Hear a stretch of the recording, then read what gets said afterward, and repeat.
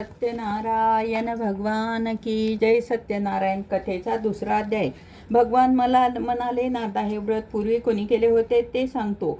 एक सुंदर अशा काशी नगरात दरिद्री ब्राह्मण राहत होतात. भूक व ताण यांनी पीडित होऊन ब्राह्मण रोज पृथ्वीवर भिक्षा मागण्यासाठी फिरत असे. आचार व निष्ठा ब्राह्मण, कृपा करणारे भगवान दुःखी ब्राह्मणाला पाहून भगवंतांनी वृद्ध ब्राह्मणाचे रूप घेतले व काशीनगरात ब्राह्मणाला विचारले, ब्राह्मण, तुम्ही दुःखी होऊन दररोज पृथ्वीवर कशासाठी फिरता ते सर्व ऐकण्याची माझी इच्छा आहे.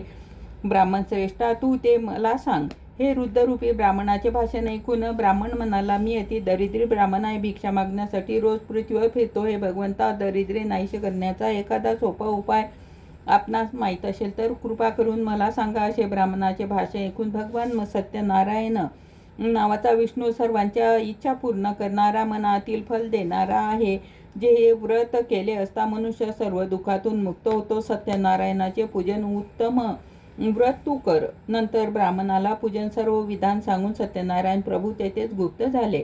वृद्ध ब्राह्मणाने सांगितलेले व्रत मी अवश्य करीन असा ध्यास दरिद्री ब्राह्मणाला लागला. त्याला रात्री निद्रा लागली नाही. नंतर ब्राह्मण सकाळी उठून आज मी सत्यनारायणाचे व्रत करीन असा मनाशी त्याने निश्चय केला. गावात भिक्षा मागण्यासाठी त्याच दिवशी त्या ब्राह्मणाला खूप पैसे मिळाले. त्याने पूजेची सर्व तयारी करून बांधवासह सत्यनारायणाचे पूजन केले. नंतर तो दरिद्री ब्राह्मण सत्यनारायण व्रतामुळे सर्व दुःखातून मुक्त झाला. धनधान्य समृद्धी होऊन आनंदित झाला. त्या वेळपासून ब्राह्मण प्रत्येक महिन्याला सत्यनारायणाचे व्रत करू लागला. व्रताच्या सर्व पापातून मुक्त होऊन अति दुर्लभ अशा मोक्षाला गेला. ब्राह्मण हो, यावेळी हे सत्यनारायणाचे व्रत जो कोणी मनुष्य भक्तिभावाने करील त्यावेळी त्यांचे सर्व मनोरथ पूर्ण होईल. मुनी हो, याप्रमाणे नारायण भगवंताने नारदाला सत्यनारायणाचे व्रत सांगितले, तेच मी तुम्हाला सांगितले. अनन्य काय सांगू? ऋषी पुन्हा विचारतात, त्या ब्राह्मणापासून व्रत कोणी केले ते प्रत्यक्ष ऐकण्याची इच्छा आहे, श्रद्धा पण आहे. सूत सांगतात, मुनी हो, पृथ्वीवर कोणी केले ते सांगतो. एकदा ब्राह्मण आपल्या वैभवाप्रमाणे आपले बांधव, इष्टमित्र यासह आनंदाने व्रत करीत असताना एक लाकडे विकणारा मोळीविक्या त्या ठिकाणी आला. मोळीविक्या तहानेने व्याकुळ झालेला मस्तकावरील मोळी बाहेर ठेवून ब्राह्मणाच्या घरी व्रत चाललेले पाहून त्याला नमस्कार केला. विचारले, महाराज, आपण हे काय करीत आहात? हे व्रत केल्याने काय फळ मिळते? विस्तार करून सांगा, माझी ऐकण्याची इच्छा आहे.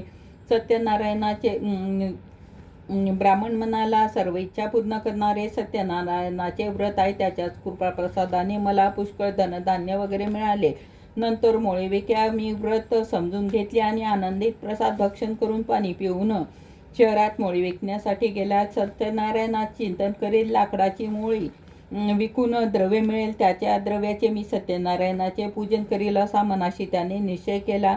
धनिक लोक ज्या नगरात राहतात तेथे गेला. त्या दिवशी त्याला दुप्पट द्रव्य मिळाले व तो आनंदित अंतःकरणाने उत्तम पिकलेली केळी, साखर, शुद्ध तूप, गव्हाचा रवा सर्व खरेदी करून आपल्या घरी आला. आपले बांधव व इष्टमित्र यांना बोलावून विधियुक्त यथा सांग सत्यनारायणाचे पूजन केले. या सत्यनारायणाच्या व्रताप्रभावाने मोळीविक्या धनधान्य, पुत्र इत्यादी संपत्तीयुक्त झाला. या लोकी सुख भोगून शेवटी सत्यनारायण प्रभूच्या लोकी गेला. या ठिकाणी सत्यनारायण कथेतील दुसरा अध्याय संपूर्ण झाला. सत्यनारायण भगवान की जय.